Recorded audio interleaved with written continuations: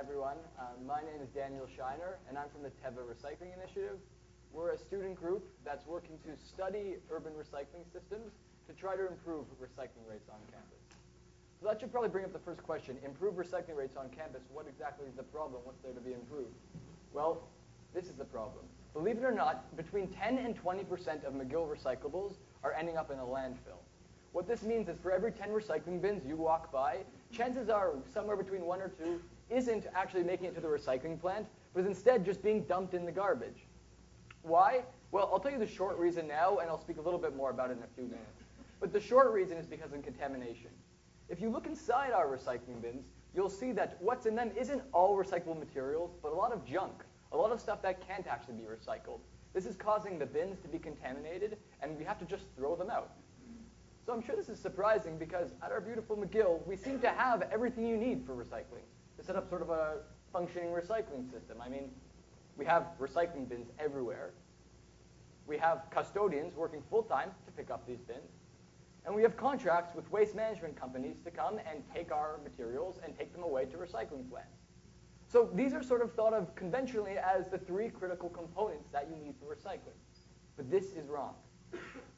These are really only 3 of the 4 components you need. And at McGill, we're not finished. We're missing the 4th critical component, which is understanding. Now, I don't believe it or not, that sounds a little bit silly. What do you mean understanding? But to get a recycling system to function properly, people need to understand how the system works. And again, that sounds simple. What do you mean understand? What's to understand about recycling? You take your bottle, you put it in the recycling bin. But that's not really the case. Believe it or not, there are certain things that no one knows about recycling that you need to understand to recycle properly. And the fact that people don't know these things is what's really ruining recycling. Now, it's not that they don't know because they don't care. A lot of people really care about recycling. But the problem is that these things are sort of bizarrely hidden. They're not advertised anywhere. No one speaks about them. They're not put on any signs. But they're so important. They're so important that I won't just say that the majority of people at McGill don't know these things. I'll say even something a little bit stronger. Chances are the majority of people in this audience probably don't know how to recycle. Okay, now again, I'm not saying that because you don't want to recycle. I'm sure you're very committed to recycling. I was too. Until a year ago, I didn't know these things, and I love recycling, okay? So I mean, these aren't obvious. So that's sort of where I want to start. The first thing we should do is go through some of these things. Now, when we began our project and we started researching, at first it seemed like an overwhelmingly large problem. There was so much waste being thrown out. There was so much information. We were analyzing recycling contracts, visiting recycling plants. There was so much stuff, and we didn't understand how we were going to, 1, learn it all ourselves, and then teach it to everyone. But we decided to research anyways, and as we started going, all of a sudden, something incredible started to happen. Because the problem started to shrink. In other words, as we learned and as we learned more and more, this huge problem seemed to get simpler and simpler and simpler. And by the time we finished, this is what we ended up with. Turns out that this huge waste problem, this huge contamination problem was really only due to 3 things that nobody understood. And so we realized, wait a minute, is this saying that if we want to solve this huge recycling problem, all we need to do is teach people these 3 simple things? So that's where I'm going to start. First, I'm going to sort of go through these 3 things so we can all learn how to, A, be better recyclers. And second, it gives a little bit of insight into problem solving and setting up a good recycling system. So problem number 1, municipal versus institutional waste. This is sort of a point that it's sort of the overarching problem that it seems that a lot of people don't understand. We didn't understand it either, which is that at home, whether your home's in a different city or even in Montreal, when you're recycling, the city picks up your waste, or in your recycling. You put it out to the curb, and city trucks come and pick it up. But there's another rule, which is that McGill is an institution. So the city says, okay, when you get big enough, they say, okay, sorry, you guys are an institution now. You're too big. We can't pick up your recycling anymore. You have to make your own contracts. You've got to find your own ways to take this stuff away and deliver it to recycling plants. So what's the result? The rules at McGill and at any institution are different than the rules at home. In other words, everything you've learned at home about recycling, you kind of have to abandon it when you come to McGill and learn the way McGill's system works. You cannot search for sort of a universal principle of what can and can't be recycled because it doesn't exist. Everywhere you go can have different recycling rules. So that's point 1. Point 2 is contamination. This is what I spoke a little bit about before. Given the fact of, for point 1, which I just spoke about, which is that McGill rules are totally different than your rules at home, There's one rule that's very different at McGill, and it's very, very important, and that's sorting. In many boroughs around Montreal, you no longer need to sort your recyclables. You can mix them all together, and the city will accept them. But at McGill, as in many other institutions, you do have to sort your waste into 3 distinct streams: paper, plastic, metal, glass, and garbage. We need to sort because when you sort materials, it results in much higher quality streams that are much more valuable to recycling plants. Again, what's sort of a necessary corollary of this? If you put the wrong item in the wrong bin, even one item can cause the entire bin to be contaminated and be thrown out. If a custodian sees a recycling bin and it has bad items in it, even if there's just one, they often have to throw the whole thing to the trash. It's not their job to go sorting through our recycling. They're busy people on their own. We have to do good sorting ourselves. So bottom line, be careful. When you have a wrong item, when you have an item and you're not exactly sure where to put it, be careful what bin you put it in. If you're not sure if something's recyclable and you decide, you know what, just in case I'll put it in this bin, just to be safe, maybe it'll get recycled, you're not really being safe. If you put it in that bin, there's a good chance that the entire bin is going to be thrown out. So one wrong item can spoil the whole bin. So rule number 3, confusing items. Given rules number 1 and 2, it's clearly very important to know where we need to put our stuff. And as we started, as I said, when we were doing our research and we started auditing these bins and seeing what was actually inside of them, at first it seemed, again, like this enormous problem. We had so many things that couldn't be recycled, so much waste, and we thought, how the heck are we going to figure this out, and how can we share all this knowledge? But the same thing started to happen. The more we researched, the problem shrunk and shrunk. And it turned out that these tons and tons of waste that are being wasted on campus are really due to about 5 things. There are actually about 5 things that just nobody knows where they go. And they seem recyclable, and people try to recycle them, not maliciously, really just trying to recycle and be good citizens. But what happens? They're inadvertently ruining recycling. So I mean, I think for the past 2 years, I've probably gotten 100 recycling bins thrown out, being my best to try to recycle. We have these items that seem recyclable, but they aren't. Okay, so let's just run through a few of them. Again, they give sort of interesting insight. The first one is coffee cups. These are paper coffee cups. They look like paper. They taste like paper when you're drinking from them. Naturally, you would think, okay, I can put them in the paper recycling bin. At McGill, we only recycle very high-quality paper. If you put your coffee cup in the paper recycling bin, you didn't just not recycle your coffee cup. Chances are you caused that entire paper bin, even if it's got hundreds and hundreds of sheets of paper, just to be sent straight to the trash. Now, remember principle number 1. Just because this isn't recyclable at McGill doesn't mean you can't recycle this at home. You've got to learn your systems everywhere you go. But at McGill, paper coffee cups are causing a tremendous amount of recycling just to be thrown straight to the garbage. We can fly through a couple other examples. Pizza boxes, too. They look like paper, but they're too greasy, too low quality. Can't recycle them. Put them in the garbage. Plastic cutlery. Look like plastic, seem like plastic, garbage. Okay? Ice cap cups, same thing. They're clear. You know you've recycled other similarly clear plastic. You really want to recycle it, but don't. For reasons I don't have time to explain here in my TED Talk, find me afterwards. I'm sitting right over there. Ice cap cups are made of this type of plastic that at McGill we can't recycle. Put them in the garbage.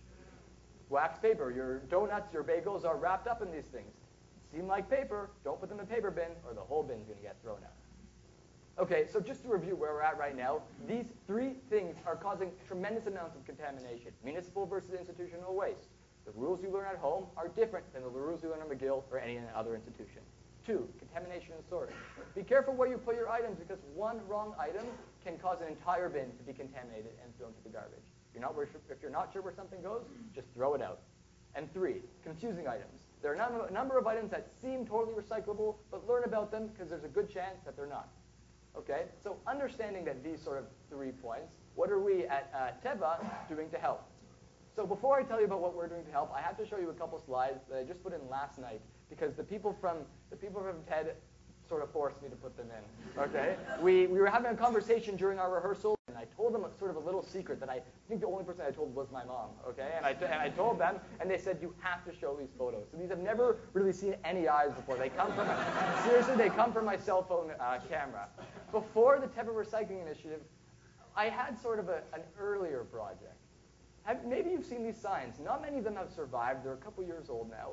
If you ask the custodians who put them up, they'll probably tell you that it was the McGill administration. And if you ask the McGill administration who put them up, they'll probably tell you it was the custodians. But the secret is that really it was me who did it. Okay? I had a little project. I called it in a little folder on my computer where I stored these signs. I called it Renegade Recycling, where I would put on Mission Impossible headphones and sneak around the library really late at night and put up these signs, okay? Because this was before I had done all my research and I only really knew a little about the contamination problem, and I felt if I can just put these signs up, maybe it will help. But ultimately, listen, I'm not saying that this is really the way to go and solve recycling. Not at all. TEVA is the thing that really made it work. It was only actually when we started cooperating with the McGill administration, and they really welcomed us with open arms, and it was really them who helped us really make things happen. Okay, so now that we've gotten that out of the way, now I can tell you what TEVA is really doing to sort of spread awareness of these 3 points and really improve recycling. So the first thing we're doing is making new signs.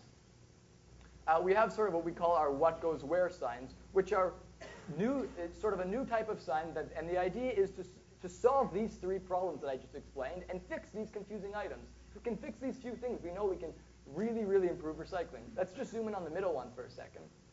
In this column over here, it seems really just like sort of your standard sign. It says what goes where in a pretty clear way. It's really the other column that differentiates these signs. It's what we call our watch it column. And what it does, it tries to solve that dynamic that I mentioned about before, where people trying to recycle and actually contaminating. It highlights the items that we found are frequently put in the wrong bins and stops people from putting it there. So someone who really is trying their best and really goes to recycle their ice cap cup, they're reaching for the green bin, they're really about to recycle, even though really they're about to ruin everything. We can stop them and say, no, wait, don't put it in this bin. We know you're trying your best, but this is not where it goes. Okay? So our second sign is the sort of core principle sign, and this is really unique. Right now, most signs just say what goes where. This is what we're adding. These sort of core principles highlight those 3 things that I spoke about earlier.